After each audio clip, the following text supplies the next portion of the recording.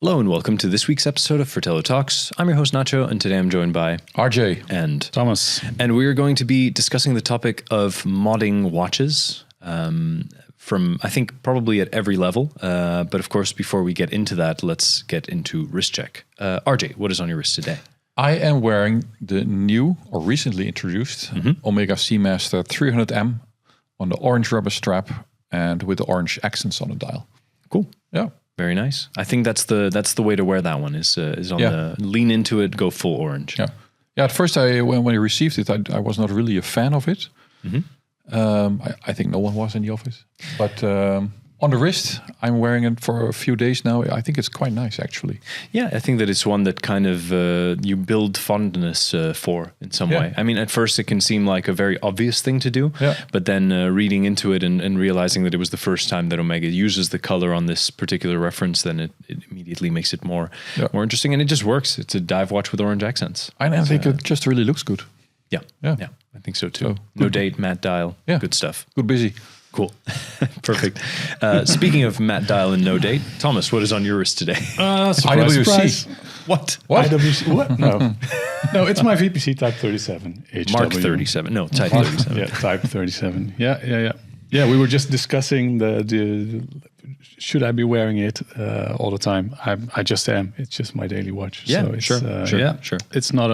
It's not a big news. Can blur it on a video. Exactly. Yeah, We'll blur it. We'll avert your eyes. Yeah. And I'm wearing my Tudor Pelagos FXD on a khaki green NATO strap. I have not seen that watch on your wrist for a long time. It has been a while. It has been a little while. I've been wearing my Seamaster a little bit more often, but yeah, I feel like it's a little bit of it's time to spend a bit more time with the Tudor. But yeah, for whatever reason, it's been staying in the box for the last few weeks. Yeah. And I saw you last Monday, I think, also wearing a vintage diver. That also looks very Caravel. Cool. Caravel. Yeah, that's a nice one as well. I haven't worn it a ton since I got it, but yeah, I mean, at the beginning, I had it on for like 2 or 3 weeks back to back, and now it's I've been kind of sticking to just one watch for a little while, and now I'm kind of rediscovering. Getting the collection out and getting some stuff back and wearing it as well, which is nice. Good. Cool. So let's get into watch modding. Yes. What is the first thing that comes to mind when you hear the term watch modding? Seiko. What is your first point of reference? Seiko. Yes, I think There's so many watch modders working on Seiko watches, and there's so many offers on eBay and special websites that offer these modified Seiko watches, pre-modded for you.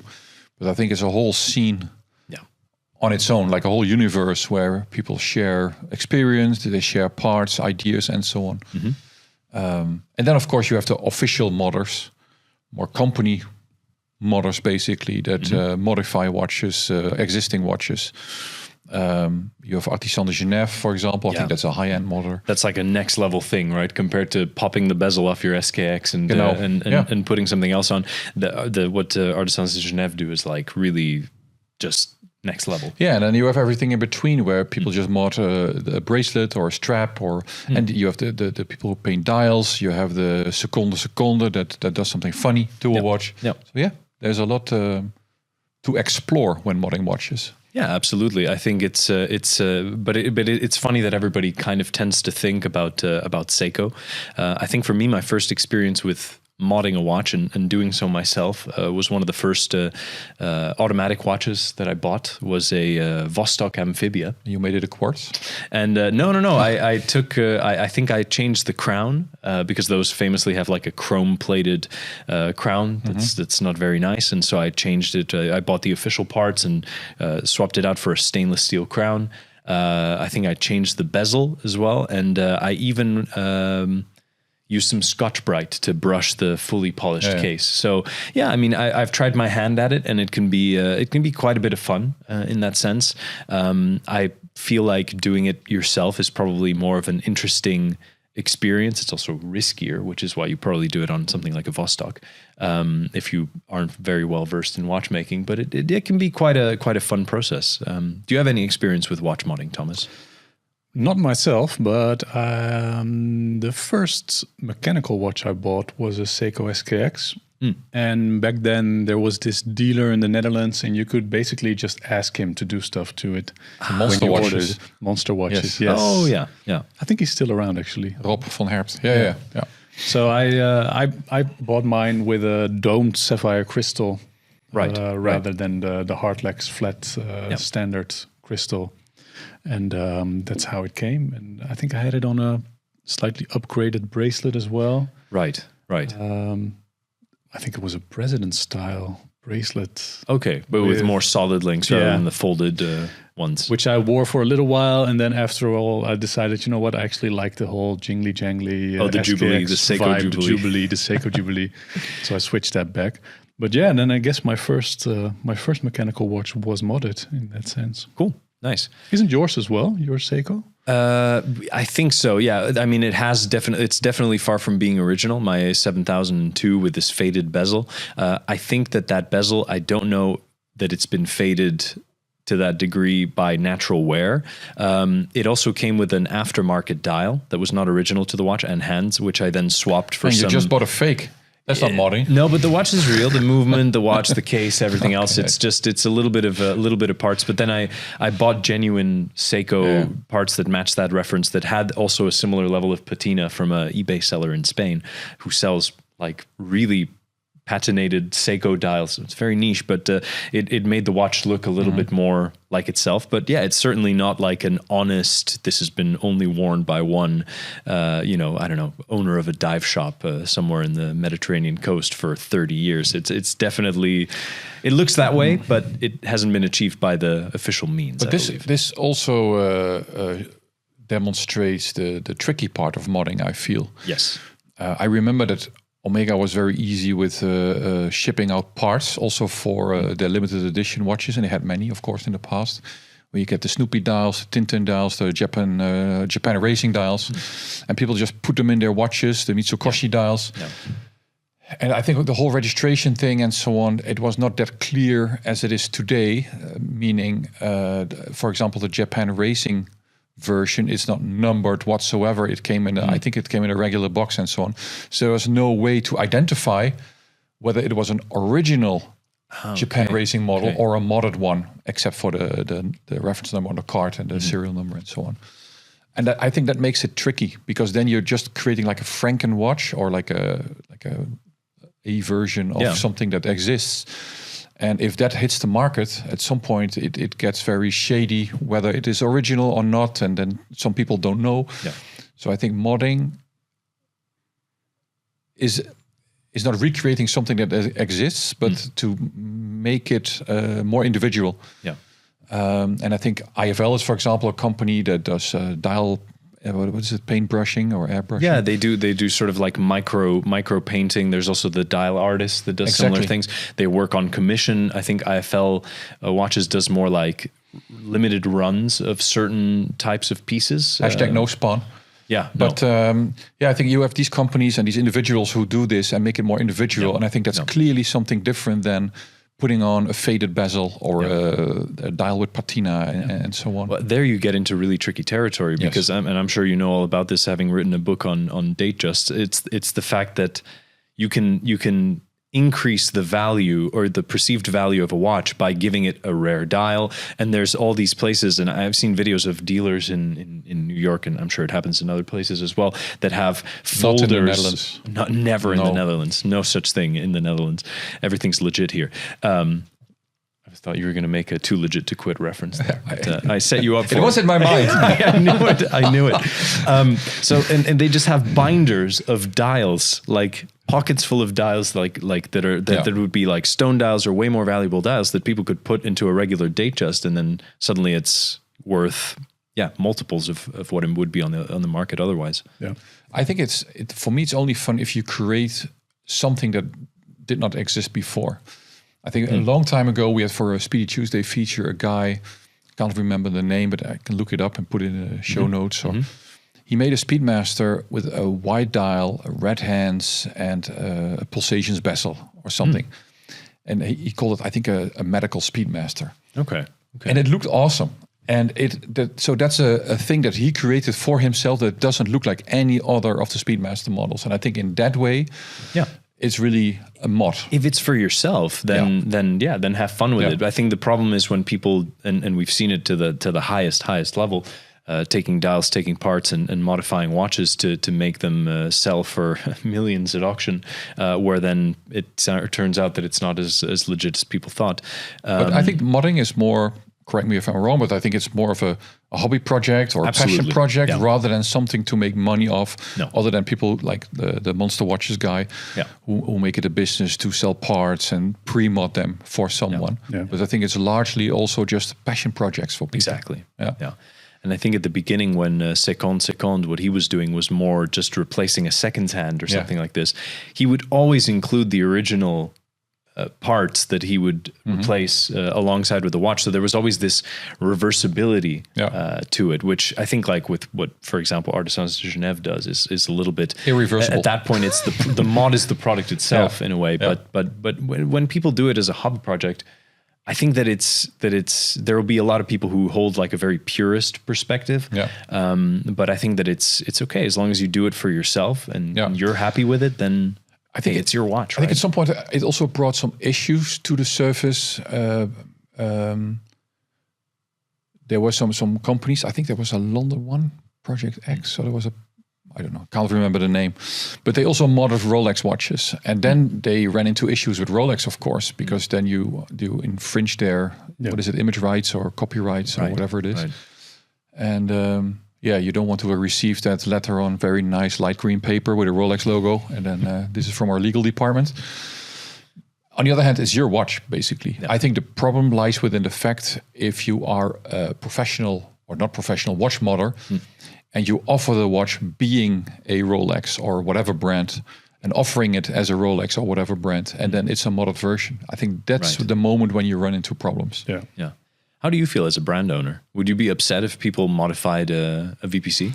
Put in a pink dial, man, with yellow hands. No, honestly, I'd like to see it, to be honest. But submit your best versions of the VPC watch. Yeah. Propose a nice, do an artist impression or whatever, and give us some renders. No, I think it's all about transparency there. If someone goes like, look, I dismantled mine and I lacquered the dial in a different color, well, power to you, you know. But if they would buy 10 of your watches, they modify them all in the same way. I don't know, lacquer the dial or whatever, and offer them VPC watches with this and this mod on their web shop. Would you have an issue? No, I'd be fine with that as long as it's very clear that it's a separate party doing something to the watch after the fact. And no more warranty from Thomas, man. Yeah, you'd have to look into that, of course. I mean, that's I'm very lenient with that sort of stuff. Like I want to be very much in support of my clients, but that sort of blurs the line, of course, obviously. But I don't know. It also depends on what kind of thing it is. Like if someone engraves the entire case and bracelet, for instance, then I can obviously still offer warranty on the movement or something. You know, that's, I don't know. I think I'd be quite supportive of it just because it's an enthusiast's product aimed at enthusiasts. And once it leaves my premises, basically, it is then part of the watch community, and the watch community turns it into its own thing and does with it what it wants. And I think that's only to be commended. I don't know. I wouldn't be against it or offended or whatever. Cool. I think it's in the car industry, right, where you have AMG and M as the company modders, but I do believe that it was not always part of the car company. So in some cases, these modders were taken over and made part of a car company. Was Alpine with BMW? Was that also a separate entity? Or? I don't know. So you have Alpina, you have AC Schnitzer, you have Hirmscher for Opel. You had a lot of these car tuners, and I think there it's much there's much more common, and I do believe that the warranty then comes from the tuner, and not from like a Singer, also would be Singer as well. Yeah. But I think to some extent you also know when you're buying a heavily modded watch, like you're going to have to take it to your independent watchmaker Oh yeah, rather than definitely. expect the Yeah, it also depends how much they change. If they change like entire engines and so on, what can you do as a car company that's not your engine anymore, basically? Yeah, the thing is, I guess most of the things when it comes to watches, most mods will remain. At least most mods that people will be buying will remain almost just purely aesthetic. Like, you know, if somebody takes a case and you know, it's like I think there's a company called Black Dog Horology, and they offer watchmaking services, but they also not sponsored, of course, but they it's just showing that we understand what they do. They also DLC coat watches, which is really interesting, and I've seen some people what they do specifically with their FXD, because there is no date, and the case is practically symmetrical. They make left-hand drive versions of it, because you can just spin the dial around and then it's just the other way around. So you have like a left-hand drive FXD, and then people will also then get it black DLC coded. And those look really great. We can put some pictures up of that. We're also talking about this Tudor mod that I believe was done by, I took some notes, the Black Bay 54 mod, making it not have the snowflake hands, but rather having like sword hands or straight hands. No, but that's just a correction. Yeah, well, it's more accurate to the original that it's sort of paying tribute to. But I think that was somebody on Instagram called the Matt Dial who did it via True Patina. And then the one that we referenced specifically is owned by Thread and Steel on Instagram. So I think that it's also a difference whether you're modding a Seiko, right, which costs, you know, a few hundred dollars, or if you're modding something where it costs a few thousand. I think like once you get into that, but I don't know. At the same time, we see a lot of it. We've seen a lot of these blacked out Rolexes as well, and non-factory stones put on watches. Yeah, buzz it down. I see it's a little bit that whole aftermarket thing with diamonds and so on. I'm not too keen on that, to be honest. Yeah, and if you like it, you can do it. But I think it's Are there any mods you would like to see, or is there something very specific you would like to mod? I mean, if possible. Talking about these FXD mods, I have thought about sending off mine and getting it maybe that black DLC coating. I was in touch with the folks at Black Dog Horology, and my concern though was how reversible is it?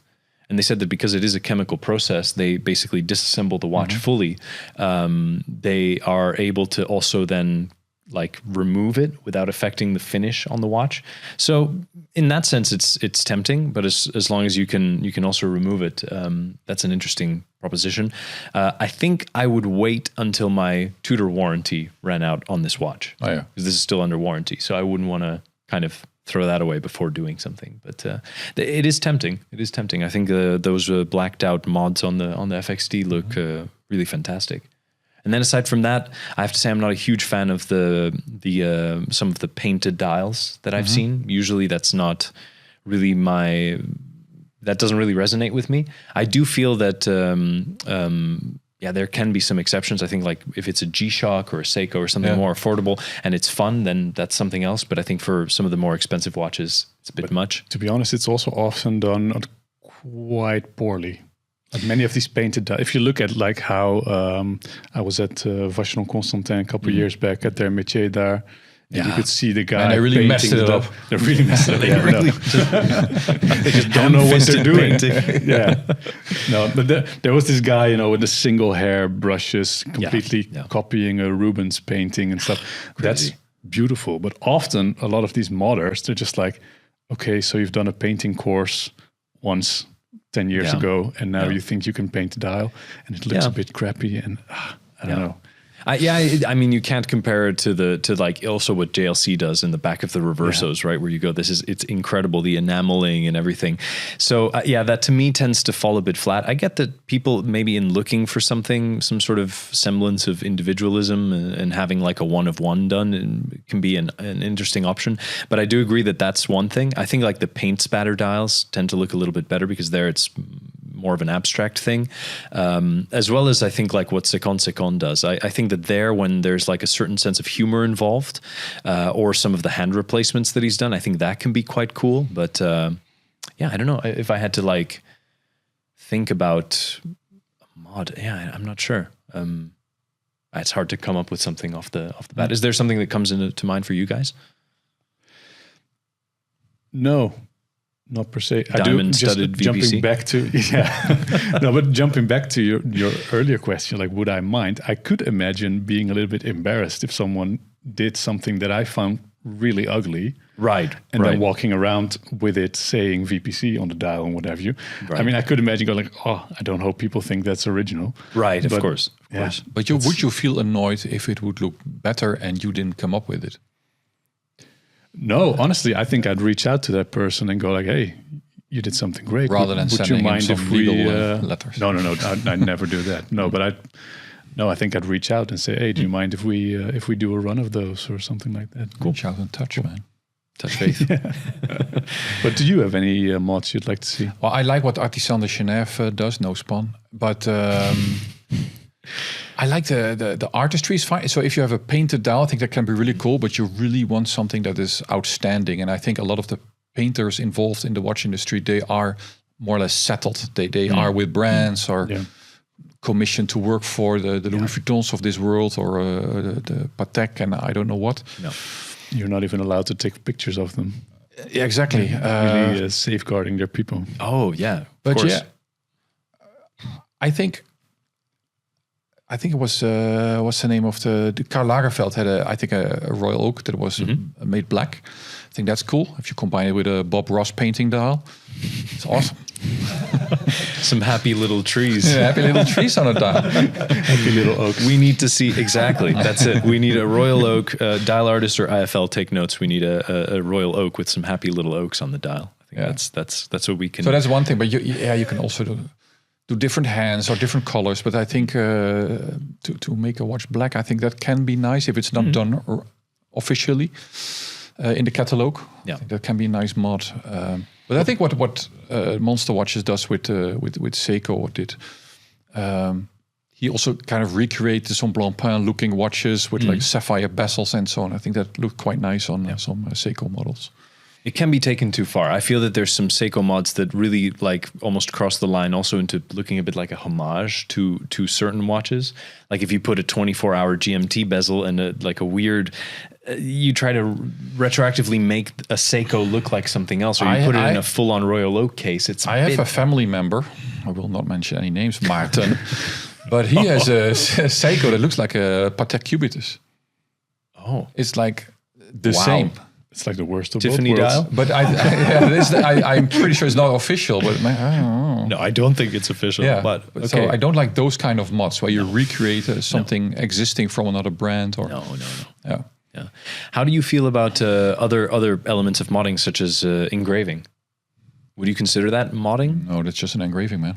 But what about what I think what you were referring to, these people that do this sort of like hand engraving? So not like words. Yeah, not just like a date on the back. Yeah, exactly. Yeah. It's not really my taste, but I mean, you had these guys that did it with Rolexes, right? They had this heavily modified bracelets with all sorts of. They look like a Lange bridge. Yeah, like a cowboy belt buckle or that kind of thing on a watch. Yeah, that's not my taste, but it is modding. I guess in the end. Yeah. I think to me, whether it's to your taste or not, the thing that really kind of has to be recognized is the skill of the people who do that. It's just really, really impressive that they can get these fine lines and detail, and like the artistry there can be. But I think really that cool. got better in recent years. There's now proper craftspeople doing mods, and it's also that's kind of lifted it into not so much frowned upon territory anymore. I remember a couple of years back when you would look for modding, it would all look so amateur, and so it would look so modded. And I think that's always the thing to avoid. I think a good mod looks as if it could have been original. Man, you should see my Vostok. It's beautiful. My dad wears that watch now. It's not in my box anymore. So, but hey, I think to come back to the earlier question, rather than a Bob Ross style, I think skeletonizing a watch could be a very nice mod. It's often done in a very classic way. But I think how Armin Stroom does it, for example, I think that's a nice way. And so if you can have Armin Stroom doing a mod on an existing watch, that could be very interesting. There was a Speedmaster, right? Yeah, they did officially Armin Stroom, the Armin Stroom. He was doing all the skeleton work for Omega in the 90s. So you have the Seamaster 300M and the Speedmaster skeletonized. That was done by him. But now they have their own watch collection, of course, also heavily skeletonized. But if they could do it for another brand, like a collab kind of thing, that would be very interesting to me. Yeah, for sure.